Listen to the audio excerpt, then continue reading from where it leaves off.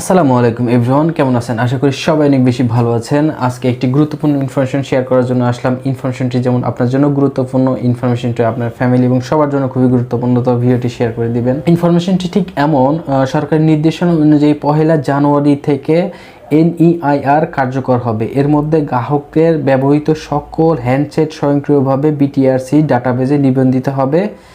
পরবর্তীতে ব্যবহারের সমস্যা হবে না, প্রচারে BTRC। তো বিষয়টি এমন, আপনার হ্যান্ডসেটে যে সিমটা আছে সেই সিমের মাধ্যমে কিন্তু আপনার ফোনটি BTRCটি ডাটাবেজে অ্যাক্টিভ হবে। তো সেক্ষেত্রে আপনার এখন করণীয়টা কি?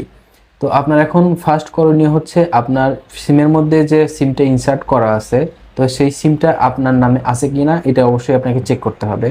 আপনার সিমটা যে ফোনে ইনসার্ট করা আছে সেই সিমটাই কিন্তু BTRC ডাটাবেজে অ্যাক্টিভ হবে, এবং সেই সিম কিন্তু আপনার ফোনের যে EMEI নাম্বারটা আছে সেই নাম্বারটা নিয়ে BTRC ডাটাবেজে দিয়ে অ্যাক্টিভ করে দেবে। সেক্ষেত্রে আপনি এই ফোনটি চালাতে পারবেন। এখন আপনার দেখার বিষয় হচ্ছে, আপনার যে সিমটা ব্যবহার করতেছেন সেটা আপনার নামে আছে কিনা, বা এটা অন্য কারোর নামে আছে কিনা। যদি অন্য কারোর নামে থাকে তাহলে কিন্তু আপনারা বিশাল একটা বিপাকে পড়ে যাবেন। এই সিমটা কিন্তু পরবর্তীতে এই ফোনটা কিন্তু তার নামে রেজিস্ট্রেশন হয়ে যাবে। তো সেক্ষেত্রে আপনার এই ফোনটা কিন্তু তখন আবার নাম চেঞ্জ করে আপনাকে আপনার নিজের নামে করতে হবে। তো সেক্ষেত্রে এখনও সময় আছে, আপনারা প্রত্যেকেই নিজের নামের যে সিমটা থাকবে সেই সিমটা মোবাইলের মধ্যে ইনসার্ট করে রাখবেন। বিশেষ করে ভাই যারা মেয়ে মানুষ আছে তাদের একটু বেশি সমস্যা হবে, কারণ দেখা যায় তারা নিজের নামে সিম খুব কমই কেনে, তাদের বয়ফ্রেন্ড বা খুব ক্লোজ ফ্রেন্ডের থেকে সিম বেশি নিয়ে থাকে। তো আমার মনে হয় যে যারা আপুরা এখনও যে ফ্রেন্ডের থেকে বা আপনাদের বয়ফ্রেন্ডের থেকে সিম নিয়ে রাখছেন, তো অবশ্যই সেই সিমটা খুলে ফেলবেন। সিমটা খুলে নিজের নামের একটা সিম কিনে সেটা কিন্তু ইনসার্ট করে রাখবেন। আদারওয়াইজ যদি আপনার এই সিমটাই ব্যবহার করতে থাকেন, দেখা যাচ্ছে আপনার বয়ফ্রেন্ডের নামে আপনার ফোনটা অলরেডি রেজিস্ট্রেশন হয়ে গেছে। সরকার হঠাৎ করে এই NEIR চালু করে কিন্তু অনেক মানুষের অনেক সুবিধা হয়েছে, অনেক মানুষের কিন্তু অসুবিধাও হয়ে গেছে। বিশেষ করে যারা ব্যবসায়ী আছে তাদের কিন্তু অনেক বড় ধরনের একটা অসুবিধা হয়ে গেছে।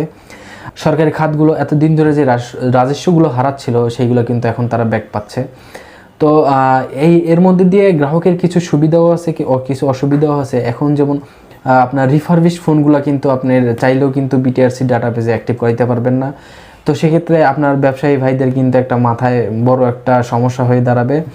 আর আরেকটা গ্রাহকদের একটা সুবিধা হবে যে তারা একদম জেনুইন ফোনগুলো তারা হাতে পাবে। তাদের এখন কিন্তু আর 2 নাম্বারই করে বা বাইপাস করা ফোনগুলো আর কিন্তু আর গ্রাহকদের হাতে দেওয়ার কোনো সুযোগ থাকতেছে না।